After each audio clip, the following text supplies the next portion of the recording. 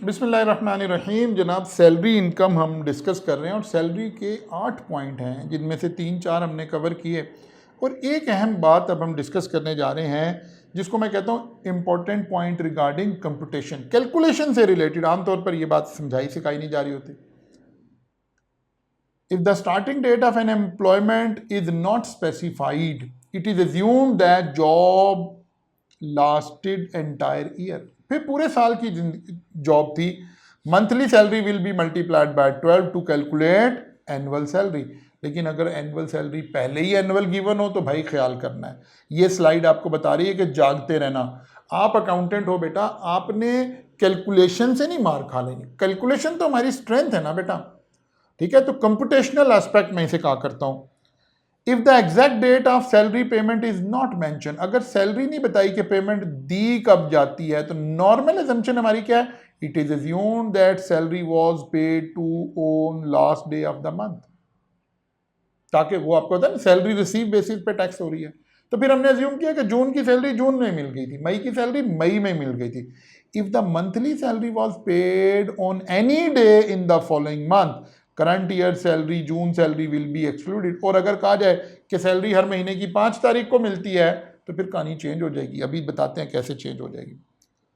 While calculating the annual salary, it is important to consider whether provided figure are monthly, quarterly, annual. इन चीज़ों का ख्याल रखते हुए चलना है। ये स्लाइड सिर्फ आपको एक बात बता रही है कि जागते रहना भाइयों, आंखें बंद करके। मैं जुमला नहीं बोलना चाहता, वो जो लो इंटेलेक्ट लेवल के स्टूडेंट है ना, उस तरह नहीं बिहेव करना बेटा। अपने इंटेलेक्ट लेवल को ही ऊपर लाना है। हम ये सारी एफर्ट इसलिए कर रहे हैं आपको एक करके दिखाएं कि बेटा ये जो तोते मैना की कहानियां सुन रहे हैं ना, इससे बाहर आ जाए बेटा। टीचर की बीवी और उसके किस्से कहानी आपने क्या करने हैं बेटा, आप अपने सब्जेक्ट पे फोकस करिए। अच्छा जनाब, आइए अभी कंप्यूटेशनल आपको करके दिखाते हैं। Mr. Ali earns a monthly salary of 80,000 and receive an annual bonus of 120,000। अब देखें एग्जामिनर ने क्या किया, ये बात मंथली है, ये एनुअल है, तो मक्खी पे मक्खी थोड़े मार के आ जाएंगे कि दोनों को 12 से मल्टीप्लाई कर देंगे। सैलरी को 12 से मल्टीप्लाई कर दिया और बोनस पहले ही एनुअल है। डन हो गई बात। टोटल सैलरी आ गई 10,80,000।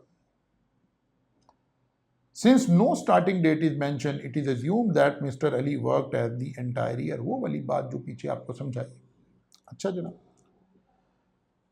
Miss Aisha's employment started on 1st July 2024 and ended on 31st December। Date, joining date और ending date given है। She received a quarterly bonus 30,000 and monthly salary 100,000। Calculate total taxable salary. अब देखिए, इसको मैं कह रहा हूं कंप्यूटेशनल एस्पेक्ट। कोई टीचर कहीं आप ऐसे अलग से इसको नहीं पढ़ रहे होते, हम इसको अलग से पढ़ने की कोशिश कर रहे हैं क्योंकि यहीं से सवाल ने शुरू होना है ना। सवाल की बुनियाद यहां से शुरू होगी। पहली बात, सैलरी का पीरियड गिवन है। कितने अरसे जॉब चली है जी? 6 महीने चली है। अच्छा, जो सैलरी गिवन थी वो मंथली थी, इसलिए मल्टीप्लाइड बाय 6 कर दिया, 6 लाख आ गया। अच्छा, बोनस मिल रहा था क्वार्टरली, तो 6 महीने में कितने क्वार्टर आए? 2 क्वार्टर आए। फिर डन होगी बात जी। टोटल सैलरी 6,60,000 आई। अच्छा जी, mister Imran earns a monthly salary of 90,000। His June salary was paid on 5th July. Salary कब पे होती है? अगले महीने की 5 तारीख को। Previous year June salary was 80,000 which was paid on July. अब जब सैलरी आखिरी दिन नहीं पे करते तो क्या हुआ होगा? पिछले साल भी तो ऐसे ही हुआ होगा ना। अब यहां जरा तवज्जो कर लें, सैलरी टैक्स कैसे हो रही है? रिसीट बेसिस पर। रिसीट बेसिस पर इस साल जुलाई से लेकर जून तक हमने 11 सैलरी रिसीव की हैं 90,000 वाली, क्योंकि जून की सैलरी तो रिसीव नहीं हुई, वो तो 5 जुलाई को रिसीव हुई है। देखें मल्टीप्लाइड बाय 11। हाँ, एक पिछले जून की सैलरी इस जुलाई में रिसीव हुई, लेकिन वो सैलरी 80,000 थी। बस यही सिखाना चाह रहा हूं कि बेटा वो आपको इतनी सी बात डाल के फारिग ना कर दे एग्जामिनर, आपको रफील ना बना दे। समझ लगी है कि नहीं? तो बेटा आप अकाउंटेंट हो, ये छोटी छोटी बातें आपने समझनी है, इनसे नहीं डरना। ये हमने हर चीज आपको करवानी है, क्या ये स्मार्ट लेक्चर ही क्यों ना हो। अच्छा जी, इसको और एक लेवल मुश्किल करते हैं जरा। Mister Imran earns a monthly salary of 1,20,000. Salary is paid on 5th of the following month. हमेशा सैलरी अगली महीने 5 तारीख को दी जाती है। Imran get 15% increase in this year from 1 July 2024। कितनी सैलरी चल रही है उसकी? 1,20,000। अब कहानी मजेदार हो गई है। उसने अलग आसान करके नहीं दिया, थोड़ा और बेहतर अंदाज से दे दिया। कैसे? इस साल कितनी सैलरी मिली होंगी? 11। कौन से वाली? 1,20,000 वाली। 13,20,000 तो ये होगी। अब सोच में पड़ गए। पिछला केस आसान था, उसने बता दिया था अब 90,000 सैलरी है, पहले 80,000 थी। अब नहीं बताया, उसने बताया इंक्रीमेंट लगी है 15%। क्यूएम इसीलिए पढ़कर आए हो ना मेरे बच्चे। क्या करें? इस 1,20,000 को डिवाइड कर दें 1 प्लस रेट से, 1.15 से। 10% होती तो 1.10 बन जाता, 1.1 बन जाता। 25% सैलरी होती तो 1.25 बन जाता। ये पिछले साल की सैलरी निकल आएगी। जब आपने इसको डिवाइड किया 1.15 से, तो ये 1,04,000 सैलरी थी। ये एक सैलरी मिली है, क्योंकि पिछले वाले जून की सैलरी जुलाई में मिली ना। अब 12 सैलरीज पूरी हो गई। ये मेरी टैक्सेबल इनकम है। इसको मैं क्या कह रहा हूं? Computational aspect, calculation. ये लॉ में नहीं लिखी हुई बातें, ये आपने समझनी है, कॉमन सेंस से समझनी है, मल्टीपल टॉपिक्स जो आपको पढ़ाए जा रहे थे उससे। अब आते हैं जी पॉइंट नंबर 2 की तरफ। पर्क्स, सहूलियात। सहूलियात में पहली सहूलियात का जिक्र आ रहा है सेक्शन 13 के अंदर। पहली सहूलत आ रही है जनाब, कन्वेंस। गाड़ी दे दी एम्प्लॉयर ने आपको। सबसे पहले क्या काम करना है? देखना है गाड़ी क्यों दी है। पर्सनल यूज के लिए घर में गाड़ी दे रखी है एम्प्लॉयर ने। अच्छा जी, कौन चलाता है? बीवी बच्चे चलाते हैं, घर चलाते हैं, मैं घर जाके चलाता हूं। ओके भाई, एम्प्लॉयर ने गाड़ी खरीदी है या खुद लीज पर करवाई है? खरीदी है का मतलब है एम्प्लॉयर ने एक ही दफा पैसे दे दिए हैं। तो लॉ कह रहा है जितने की गाड़ी खरीदी है, cost of vehicle to the employer, वो आपकी सैलरी में उसका 10% ऐड करेंगे। अगर 70 लाख की गाड़ी खरीद कर आपको दी है तो 70 लाख का 10%, 7 लाख रुपया आपकी सैलरी में हर साल ऐड होगा जब तक आप ये गाड़ी इस्तेमाल करेंगे। और ये कम नहीं होगा, 7 लाख ही होगा, बढ़ेगा भी नहीं, 7 लाख ही। गाड़ी की कीमत बाद में बढ़ जाए कम हो जाए, इससे कोई ताल्लुक नहीं है। अच्छा, अगर गाड़ी एम्प्लॉयर ने खरीदी नहीं, लीज पे करवाई है, तो ज़रा आपकी हिफाजत के लिए, जब गाड़ी लीज पर करवाते हैं तो किस्तों पर चीज़ें महंगी पड़ जाती हैं ना। तो लॉ कह रहा है नहीं, हमने वो नहीं देखना, बल्कि हमने क्या देखना है? Fair market value of motor vehicle at the commencement of lease.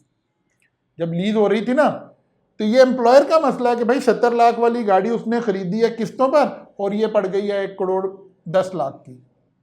तो आपको नहीं सजा मिलनी, ये एम्प्लॉयर का मसला है। अब पहले 7 लाख ऐड हो रहे थे, तो मेरी सैलरी में 11 लाख ऐड होना शुरू हो जाए। नहीं, ये नहीं होगा। Fair market value at the Inception of lease, वो क्या थी? 70 लाख ही थी। ओके, उसी का 10% लेंगे भाई मेरी सैलरी में। सिर्फ देखना क्या, अगर पर्सनल यूज को गाड़ी है तो 10%। और बाद दफा गाड़ी कैसे मिलती है, बल्कि 99% गाड़ियां कौन सी मिलती हैं? आम एम्प्लॉय को। एग्जेक्टिव्स को तो अलग अलग गाड़ी मिलती है, पर्सनल अलग मिलती है और ऑफिशियल अलग मिलती है। लेकिन एक आम मैनेजर और आम लोगों को गाड़ी मिलती है, वो उसी गाड़ी पर दफ्तर जाते हैं, दफ्तर के काम भी सारा दिन करते हैं, शाम को वही गाड़ी घर आ जाती है। अब घर भी, आप मार्केट भी जा रहे हैं, खाना पीना भी खाने जा रहे हैं, संडे को भी गाड़ी इस्तेमाल हो रही है। इसे कहते हैं partly for personal and official use. बाकी सारी बातें वही हैं। अब 5% लेना है। लीज का उसूल वही है, ओन्ड का उसूल वही है। और अगर एक गाड़ी मुझे दी गई है जो सिर्फ दफ्तर में इस्तेमाल होती है, तो भाई मेरा क्या ताल्लुक है इससे?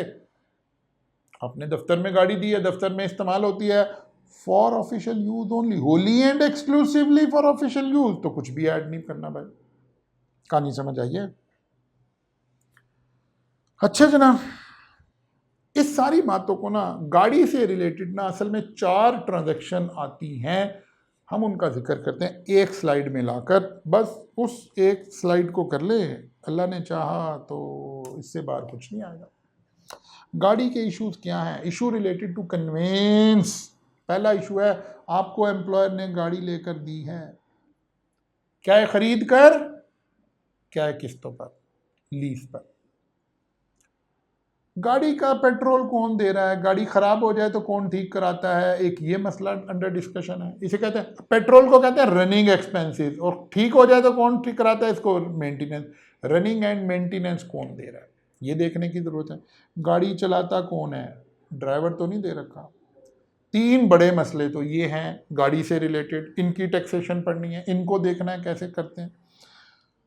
जनाब ये जो गाड़ी दी है इसके मसले का हल क्या है? या 5% ऐड कर दें या 10% ऐड कर दें, और अगर ऑफिशियल है तो 0% ऐड कर दें, ये ऑलरेडी हमने पढ़ लिया। ठीक है ना। Partly for business, partly for non business 5%, private purposes 10%, business purposes 0। ये वाला मसला हल हो गया। बस एग्जाम में इतना ही काम करना, कोई राफेल थोड़ा गिराना, इतना ही काम करना। पेट्रोल कौन दे रहा है? रनिंग एंड मेंटेनेंस कौन दे रहा है? जी एम्प्लॉयर दे रहा है। अगर तो आप खुद कर रहे हैं फिर तो कहानी नहीं है ना, फिर तो सैलरी से इसका ताल्लुक ही कोई नहीं है। नहीं नहीं सर एम्प्लॉयर दे रहा है। अच्छा कौन सी गाड़ी, कौन सी है? फॉर ऑफिशियल यूज ओनली, तो भाई पेट्रोल भी ऑफिशियल है, हमारा क्या लगा इसमें? नहीं, partly for business, partly for non business. अब प्रॉब्लम आई है। ओनली फॉर प्राइवेट, तो सारा पेट्रोल, सारी एक्सपेंसेस आपकी सैलरी में जाएंगे। जरा गौर करें, जरा तवज्जो करें। एक गाड़ी है जो सिर्फ ऑफिशियल यूज होती है, सारी मेंटेनेंस, सारी दफ्तर का खर्चा है, सैलरी से कोई ताल्लुक नहीं है। अच्छा जी। एक गाड़ी है सिर्फ पर्सनल है, उसकी रनिंग एंड मेंटेनेंस भी एम्प्लॉयर दे रहा है, सारी सैलरी है। प्रॉब्लम कहाँ आ गई? वो वाली गाड़ी partly for business, partly for non business. अब क्या करना है?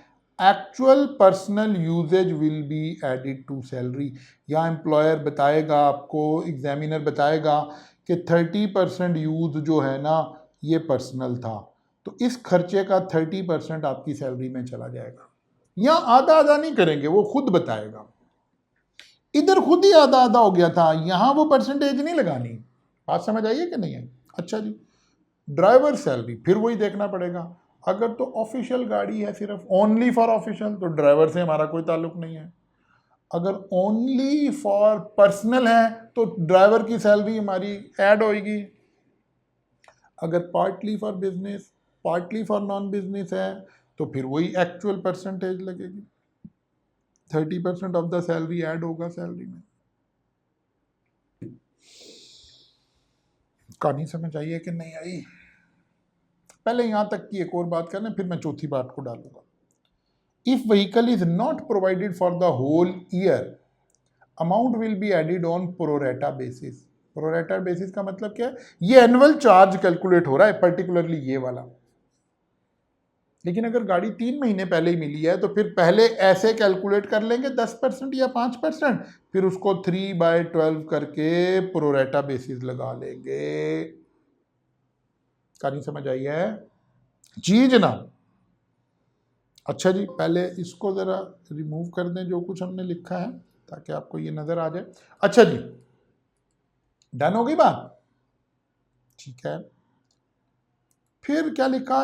इफ सम, अच्छा इसको बाद में देखते हैं। दूसरी बात आ गई, cost will be considered at the time of purchase of vehicle, not fair market value at the time motor vehicle was provided. Book value, WDV, depreciation कुछ नहीं देखना, जितने की खरीदी थी, क्या 50 साल पहले खरीदी थी, बस वही कॉस्ट है, उसी को लेकर चलना है। डन? हाँ, बाद दफ़ा आप ना शेख साहब की कंपनी में काम कर रहे होते हैं, शेख साहब गाड़ी तो दे देते हैं, फिर कहते हैं लेकिन इस गाड़ी के अगेंस्ट हम इतने पैसे आपसे काटेंगे सैलरी में से। If some amount was deducted from for above facility, it will be deducted from the amount arrived for addition in the above cases. अच्छा जी, ओके। और एक आखिरी बात है, क्योंकि हम ये रिवीजन कर रहे हैं, आपने पढ़ा हुआ होता है पहले स्मार्ट लेक्चर लेने से पहले। एक आखिरी बात होती है कि गाड़ी आपको ट्रांसफ़र कर दी है, एम्प्लॉयर ने कुछ अर्सा गाड़ी आपको दिए रखी और फिर आपको नाम ट्रांसफ़र कर दी। उस वक़्त क्या देखते हैं, फेयर मार्केट वैल्यू माइनस जितने पैसे आपसे लिए हैं, ये अमाउंट आपकी सैलरी में ऐड कर दी जाती है। एक गाड़ी थी वो आपको दी हुई थी, उसके जैसे चल रही थी, क्या 5% वाला उसूल लगता था, क्या 10 वाला, जो भी हो रहा था, कहानी चल रही थी। अब एम्प्लॉयर ने क्या किया, गाड़ी की मार्केट कीमत है 30 लाख रुपया, आपको 5 लाख की दे दी है। 25 लाख का आपको क्यों फ़ायदा हुआ है, क्योंकि आप एम्प्लॉई हैं, तो ये भी तो कहीं सैलरी में जाना चाहिए कि नहीं, ये वो चौथा पॉइंट है। बस भाई यही सब कुछ है, एक सवाल कर लें मेरे साथ, अल्लाह ने चाहे यही मसला हल हो जाएगा। ABC Limited provide its employee Mr. Ali with a company-owned motor vehicle for both official and personal use starting 1 January 2024। पूरे साल की गाड़ी नहीं है, 1 जनवरी को गाड़ी मिली है, 6 महीने गाड़ी इस्तेमाल हुई होगी, प्रोरेटा बेसिस लग जाएगा।